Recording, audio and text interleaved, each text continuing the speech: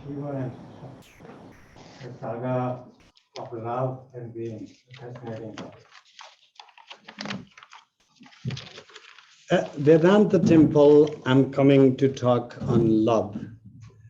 I hope that is okay because it's a Ramakrishna center, and who knew the right way to love the mother.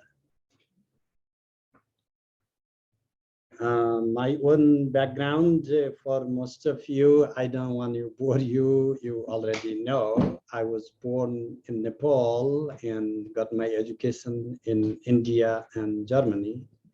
And I have been in America for more than 20 years. And at this center, since around, I don't even know, whenever I come here, I do not come as a professor. I come as a devotee, like any of you.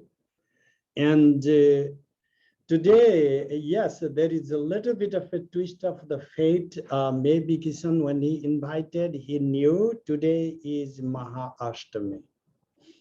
You know, in India, we have this lunar calendar for the ritual festivities, and twice a year, the most significant day for the goddess worshippers.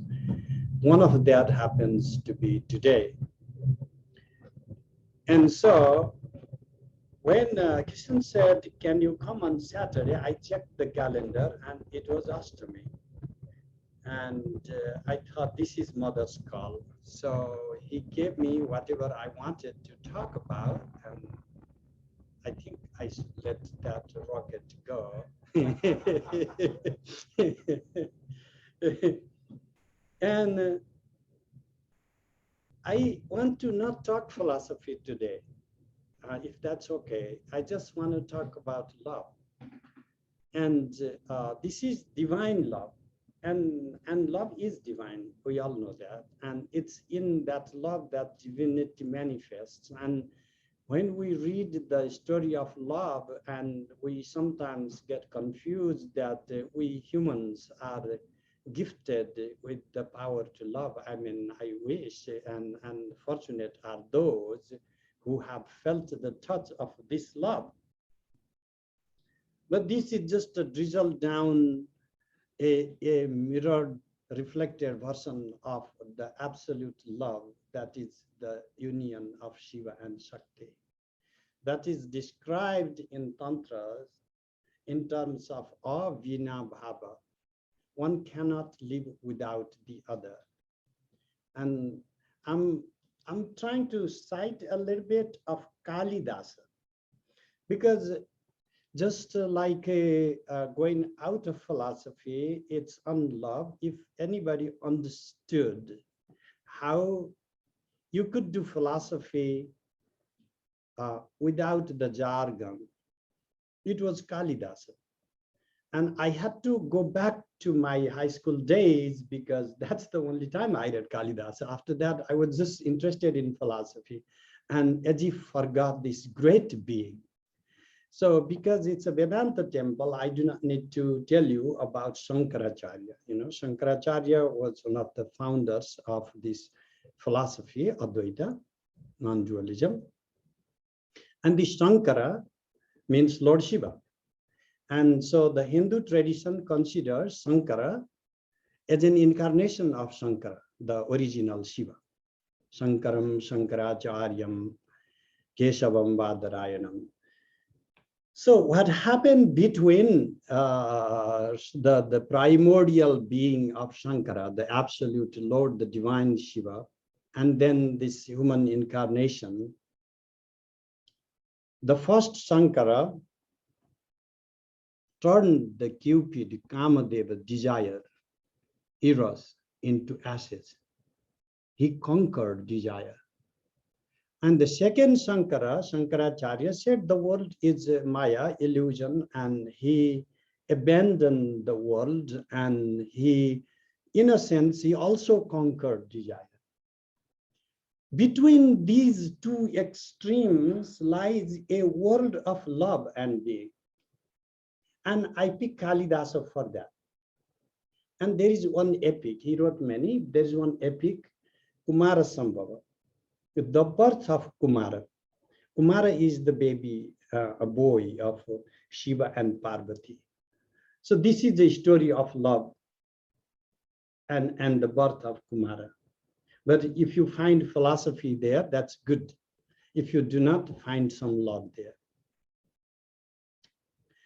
But every beginning, they say, has an ending, meaning things begin and then they end. But every beginning has an ending before the beginning. Think the beginning in a circular way. When something begins, something has ended already. The love of Shiva and Parvati begins with an ending, a very tragic one, between Shiva and Sati. And you have to derive these 2-3 different types of love I want to talk about today. One is the love of Shiva and Sati. Another is that of Shiva and Parvati. And then also Cupid and Rati, the sexual union or desire, his wife, Cupid's wife.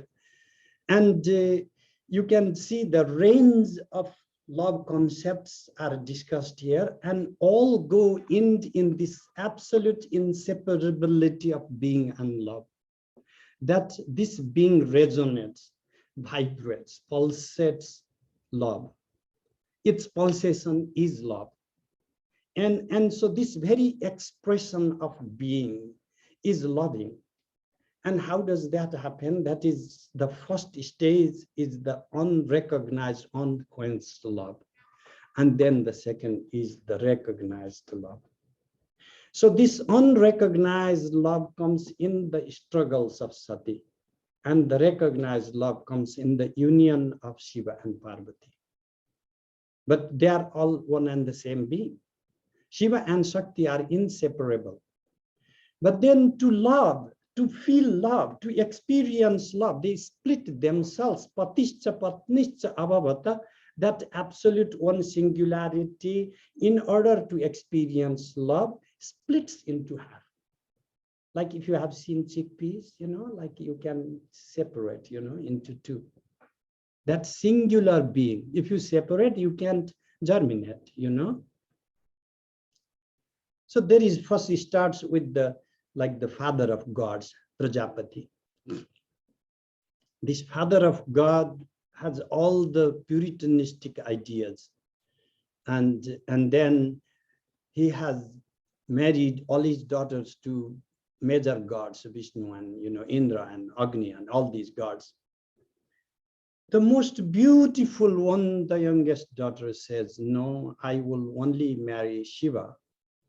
Oh my gosh. This guy lives in cremation ground naked, and you don't even know what he eats. And he wears snakes and rides an old bull and walks up to the mountains, and nobody knows what he does. He begs for a living and carries a skull for begging. Who wants that as a son-in-law? To make it worse, he also does drugs sometimes. That's a deal breaker. And father is very offended, Prajapati. I'm also father. I would be offended too. Dad, this is my boyfriend, and he's so loving. He just does drug and does begging for a living. He's a good guy, So in rejection of the parents, why I'm saying this rejection is a sort of breaking, because parents are also integral to our soul. We are not separated from anybody we are related to. These bodies separate us, not the soul.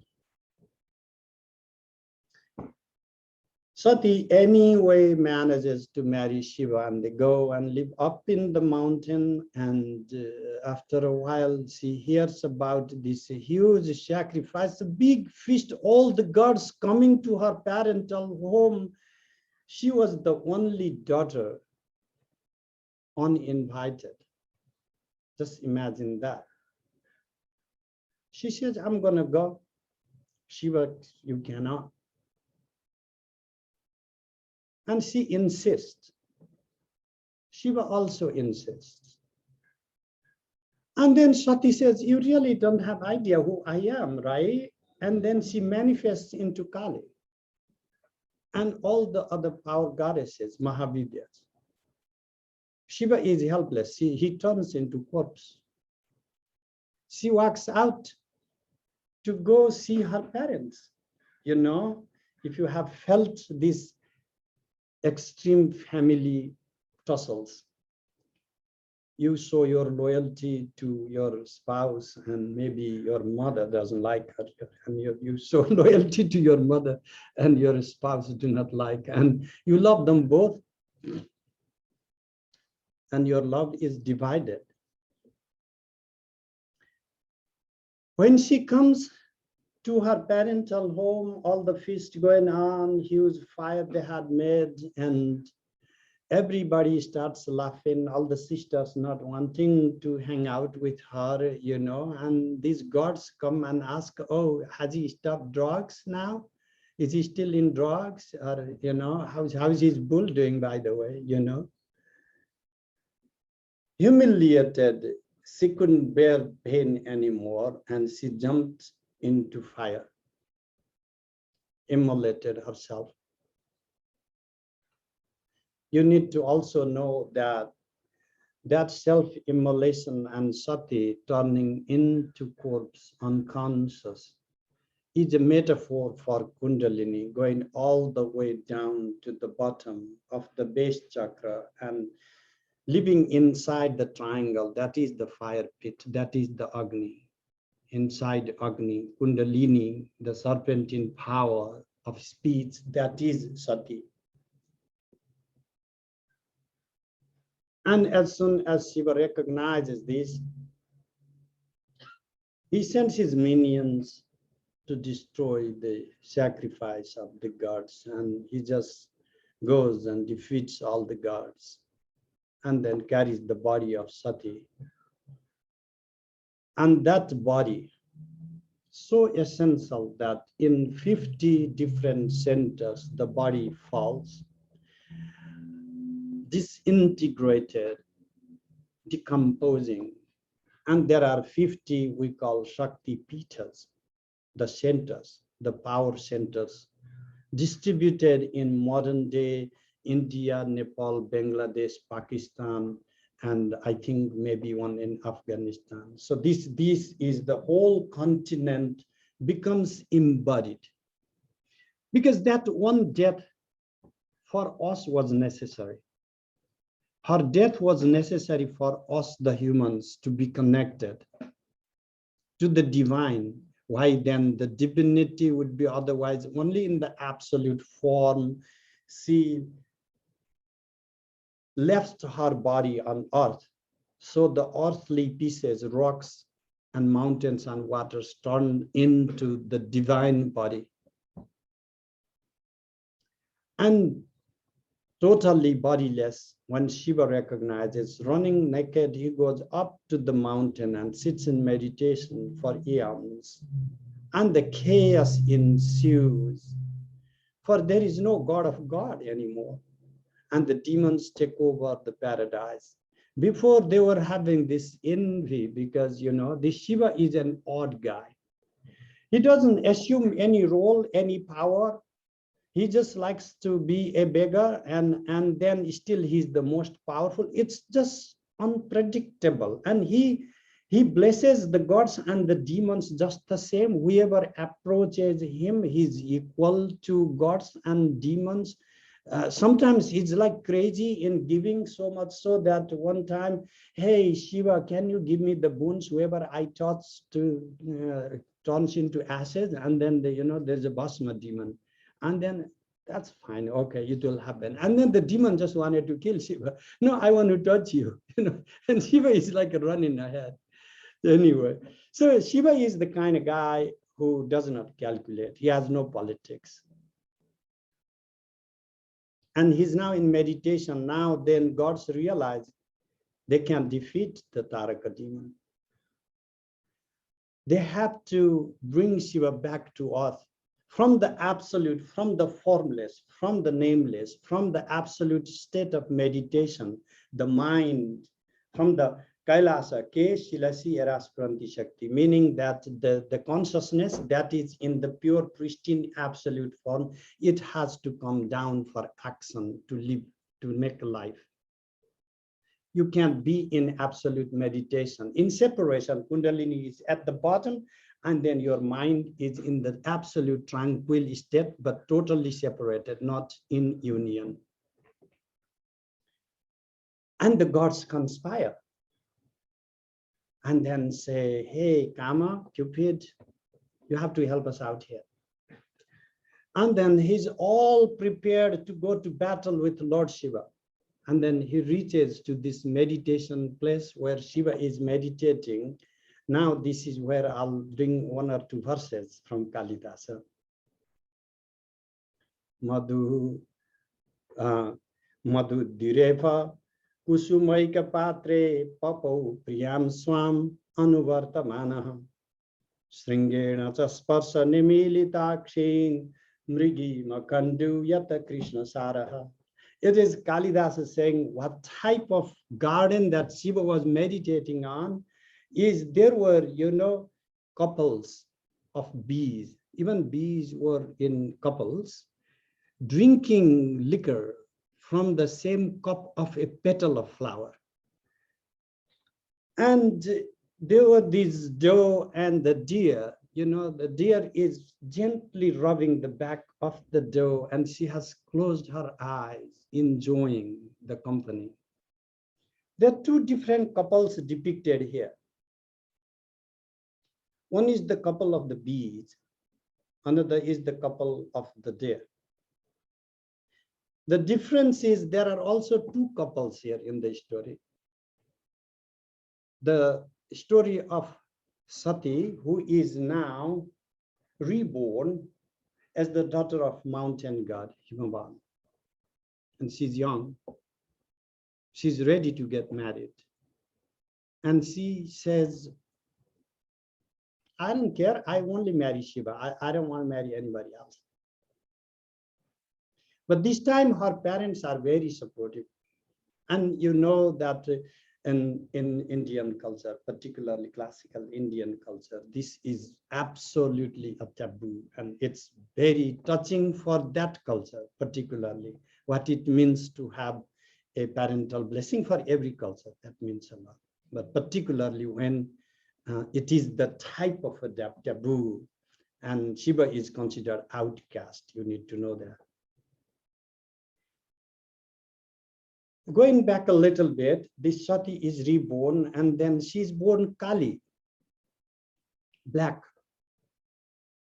Many of you might think that is okay, you guys are brown, and so you may look like a black thing. It has been a cultural a psychosis that I don't know why between the brown people wanting to look white is so prevalent, and it didn't start just after during the colonial times.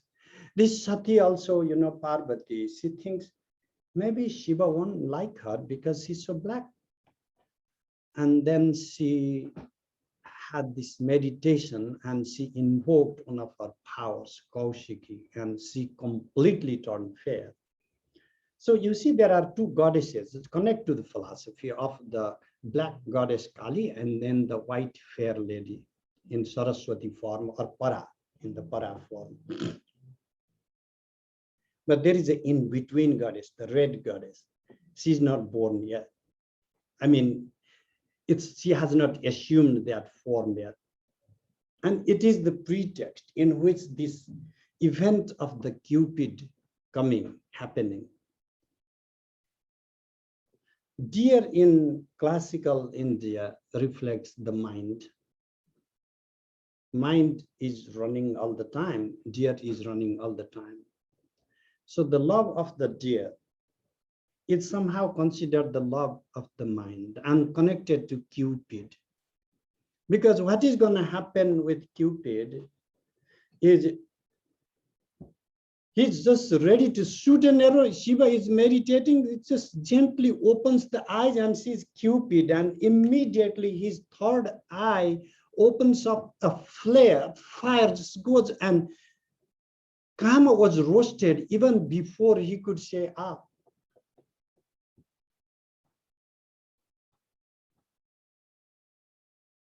And horrible tragedy.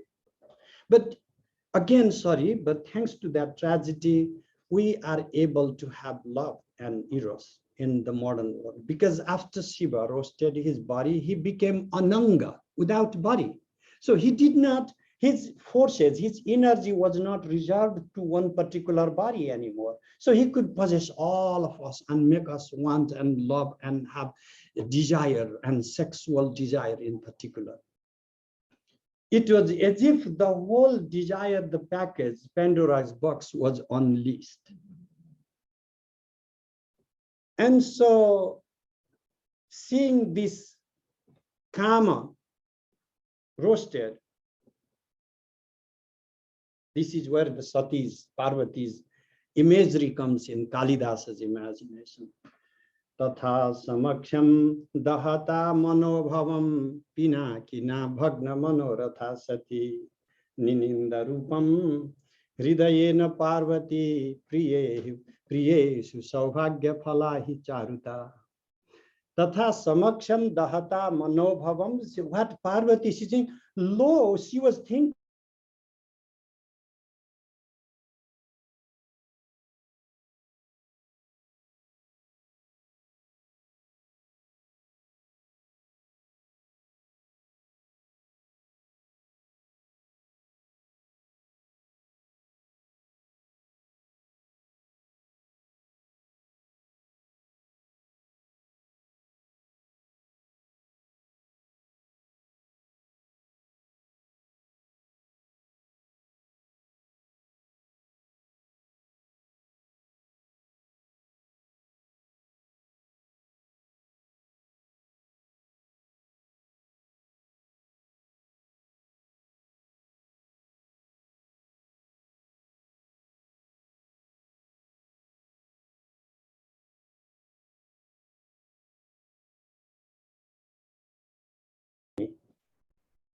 So this is the, why is this not just a union, then we get over guys? I mean, you are inseparable.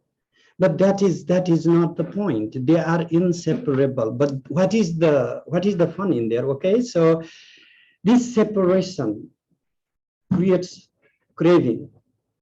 And sometimes there was craving and longing and loss in the heart of Shiva for when he was carrying the body of Sati, and he wanted to get over her and could not, and he was drunken in the meditative state for eons to forget her. And now when she's reborn, she's longing for him, but he's in this deep absolute state of meditation. He doesn't want anybody in his life. If you have ever had any relational issues, you can relate to that. And in this context, what happens is then helpless, Parvati decides to do tapas, asceticism. If you want to read a beautiful book on tapas, there is a book by Roberto Colasso titled Ardor. It is not just for education, it is for even the beauty. I wish I could read in original Italian, even in translation. It's one of the most beautiful books I've read. Then this Sati now, she goes to meditation and she follows asceticism to the extreme, you know, like in all seasons, not counting heat or cold or rain for that matter. First, she starts controlling her food and starts eating only fruits. Our friend here is eating only fruit. And then she stops even eating fruits and starts only eating the leaves that are fallen from the tree. Imagine that type of asceticism. And then she stops even eating the leaves, and that is when she gets the name of Parna. Parna means leaves. Parna, without even leaves. She's totally fasting and meditating, and then the rain comes, and then the rain starts falling on her body. Kalidasa says, Sthita Kshanam, how is the rain falling? Think of the beauty of Parvati. Sthita Kshanam Paksmasu Tadita Dhara Payo Dharot Sedha Nipata Churnita. Payo Dharot Sedha Nipata Churnita Vali Shutasya Skhalita Prapedire Chirena Nabhim Prathamoda Bindava. It's a little graphic, okay? Sthita Kshadam Paksmasu. First, these drops come and wait in her eyebrows. They're front a little bit, not like bent down. That's beautiful. Paksmasu Tarita Dhara. Her lips are big pronounced, so they drop to her lips. Then what happens is that then Payo Dharot Seda Nipata Churnita, and her breasts are hard like mountain. And they drop, these drops fall there to her breast and they shatter. Churnita, they turn into small pieces. And these droplets slowly crawl through her belly, the curves, the lines in her belly, and then take a really long time to reach to her deep navel. So what is going on with her devotion and love and divine thing, but this beauty? This is the way he describes something what you can see in Saundarya Lahari. Let me read, compare, you know. Mukham bindum kritva kucha yuga madhastasya tadadho harardham dhyayedyaha haramahishite manmatha kalam sasadyah sanshobham nayati vanita ityati laghu triloki mapyasu brahmayati ravindu stana yugam. If you have heard of a text called Saundarya Lahari, the tides of the ocean of beauty, Saundarya Lahari.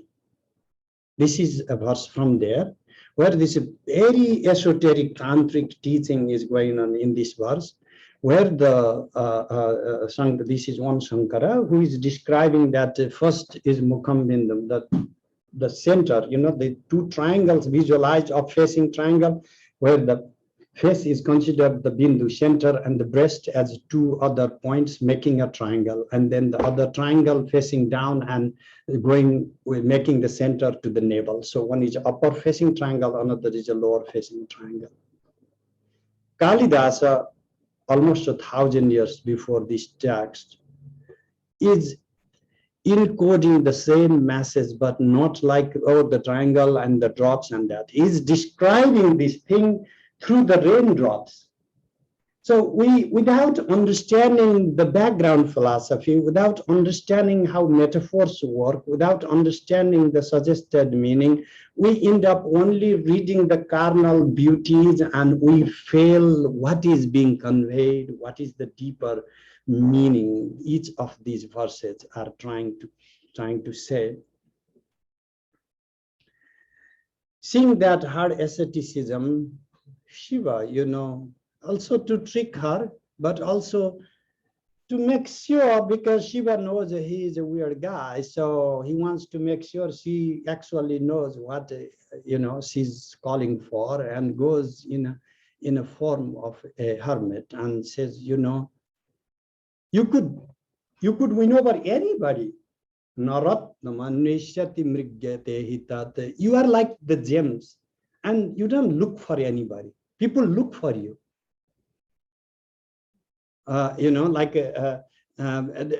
and so on. And what is in Shiva? And then it's just like seeds shattered and little offended. You have really no idea who Shiva is, because Akinchana san Prabhavasa Sampadam Trilokanatha Pitri Sadma Gocharaha Sabhima Rupaha Shiva Yutti Diryate Nasanti Yathartha Vidaha Pinakina.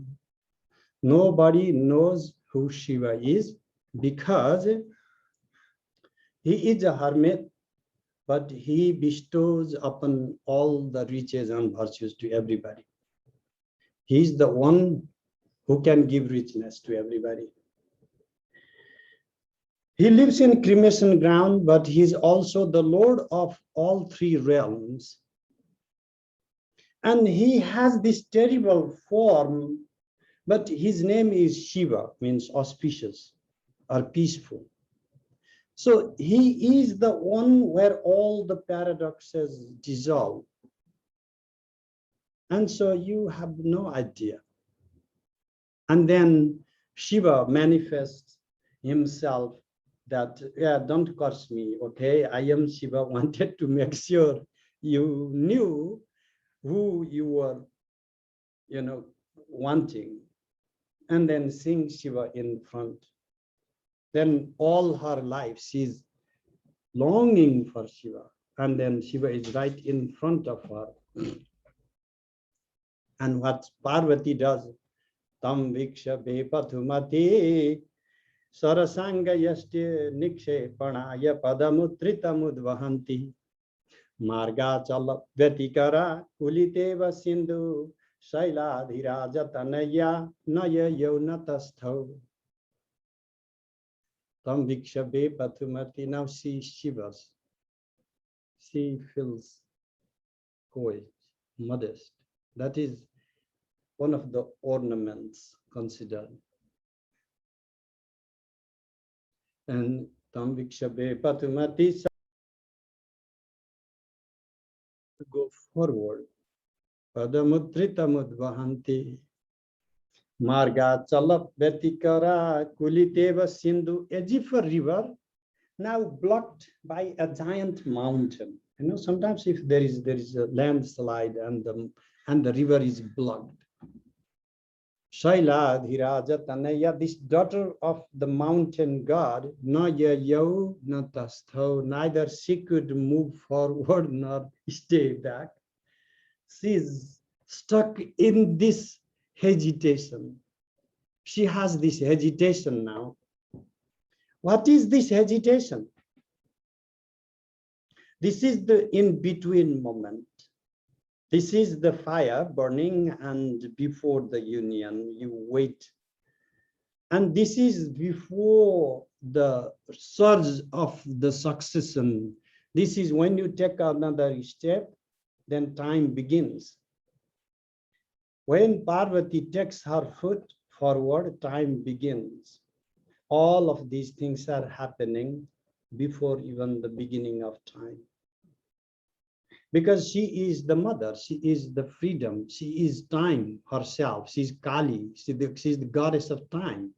And she is not moving before, but she is now wanting to move. She has this, which you can find in Abhinavagupta, who says that Swatantra Shakti Kramasam Shriksha Kramatmata Cheti Vibhuti. It is like this power, the potency in the form, first in the form of freedom, and then now there is the urge to constitute succession.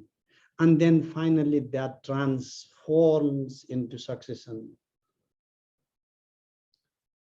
And then she anyway walks inside her hut and tells her friend to convey the message. She is not rushing into it here. She has modesty. Atha Vishwatmane Gauri Sandide Samita Sakim Data Me Bhuvritam Natha Pramani Kriyata Miti. Now her friend goes and says to Shiva, you have to go and talk to her father. That is the norm here. So it's this play, the divine play, where we have a lot of transgression stories of the sort of marriage where there was no parental blessing, and the new in this Parvati form where she wants to follow the norm